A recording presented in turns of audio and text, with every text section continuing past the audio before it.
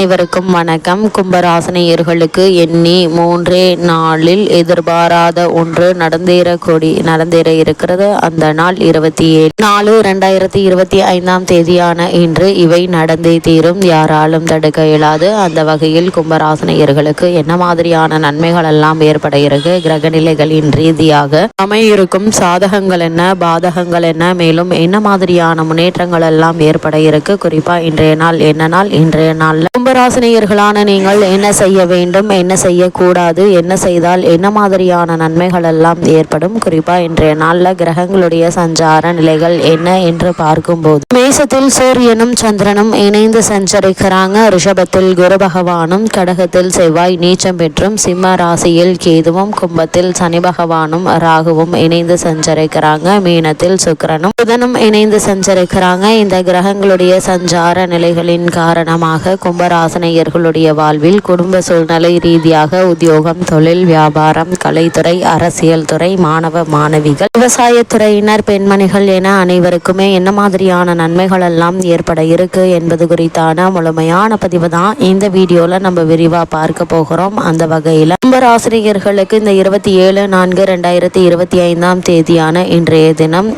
சித்திரை அமாவாசையாக கருதப்படுதுங்க. அதாவது இந்த புத்தாண்டான விஸ்வாவசு வருடத்தினுடைய முதல் அமாவாசை இந்த சித்திரை மாத அமாவாசை எந்த தேதியில் வருகிறது, எப்போது தர்ப்பணம் செய்ய வேண்டும், இப்படி செய்தால் என்ன மாதிரியான பலன்கள் எல்லாம் கிடைக்கும் என்று பார்க்கும்போது இந்த சித்திரை மாதம் வரும் அமாவாசை தமிழ் மாதங்களின் அடிப்படையில் புத்தாண்டின் முதல் அமாவாசையாகும். 2025 சித்திரை மாதம் வரும் அமாவாசை தேதி, தர்ப்பணம் செய்ய நேரம் பற்றி பார்க்கலாம். அந்த வகையில் தமிழ் பஞ்சாங்கம் மற்றும் தமிழ் ஆண்டுகளின் அடிப்படையில் 12 மாதங்களில் முதல் மாதமான சித்திரை மாதம் வரும் அமாவாசை விஸ்வாவசு ஆண்டின் முதல் அமாவாசை என்பது குறிப்பிடத்தக்கது. இந்த ஆண்டு ஏப்ரல் 27, 2025 ஞாயிறு அன்று அமாவாசை வருகிறதுங்க. அபூர்வமாக பல ஆண்டுகளுக்கு பிறகு கடந்த மாதம், அதாவது சித்திரை மாத அமாவாசை அன்று சூரிய கிரகணம் ஏற்பட்டது. ஞாயிற்றுக்கிழமை அன்று வரும் சித்திரை மாத அமாவாசை பித்ரு தோஷம் போக்கும். இந்த அமாவாசைக்கு தர்ப்பணம் செய்ய உகந்த நேரம் மற்றும்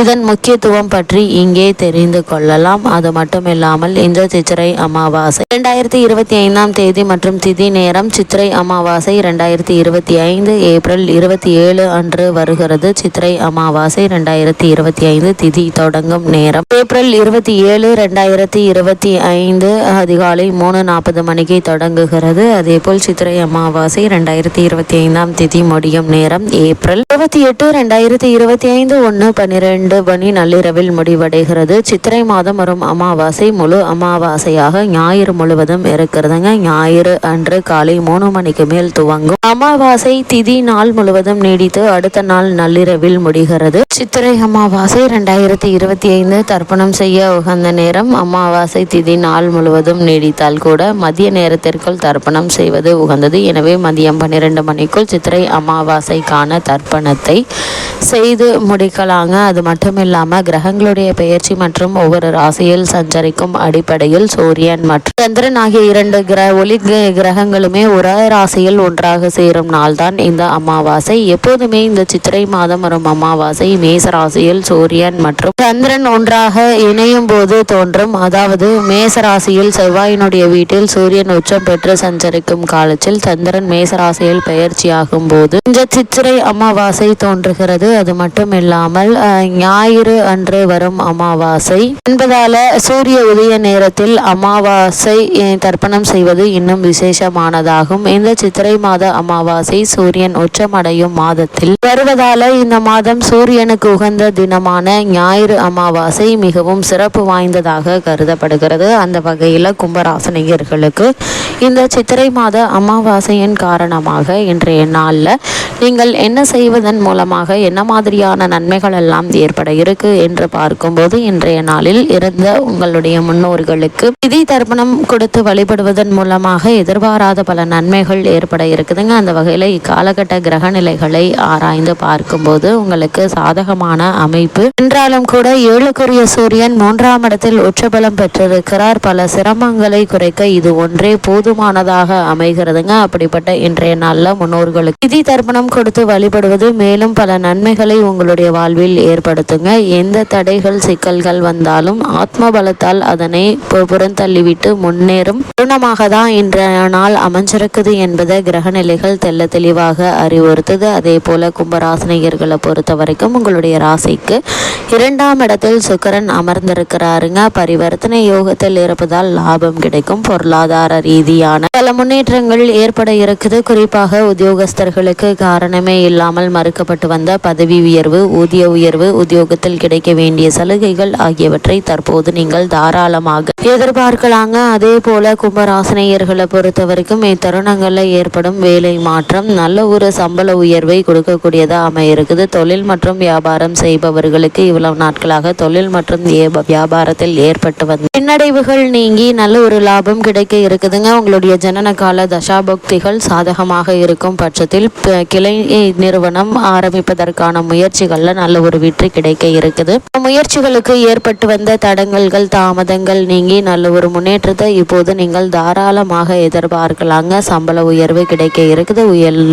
விலை உயர்ந்த பொருட்களை வாங்குவீங்க. பொது வாழ்வில் உள்ளவர்களுக்கு கௌரவம் அதிகரிக்குங்க. புதிய பதவிகள் கிடைப்பதற்கான சாத்தியக்கூறுகள் நிறைந்த ஒரு தருணமாக தான் இக்காலகட்டம் அமைஞ்சிருக்குதுங்க. அதே போல கலைத்துறையில் உள்ளவர்களுக்கு புதிய வாய்ப்புகள் உங்களை தேடி வந்து கிடைக்க இருக்குதுங்க. இத்தருணங்கள்ல எதிர்பாராத முன்னேற்றங்கள் ஏற்பட இருக்குது. அரசியல் துறையில் உள்ளவர்களுக்கு கட்சியில் நல்ல ஒரு பொறுப்போ அல்லது அரசாங்க பதவியோ கிடைப்பதற்கான சாத்தியக்கூறுகள் இருக்குதுங்க. இந்த காலகட்டங்கள்ல கும்பராசினியர்கள் நீங்கள் உண்டு உங்களுடைய வேலை உண்டு என்றிருப்பது நல்லது.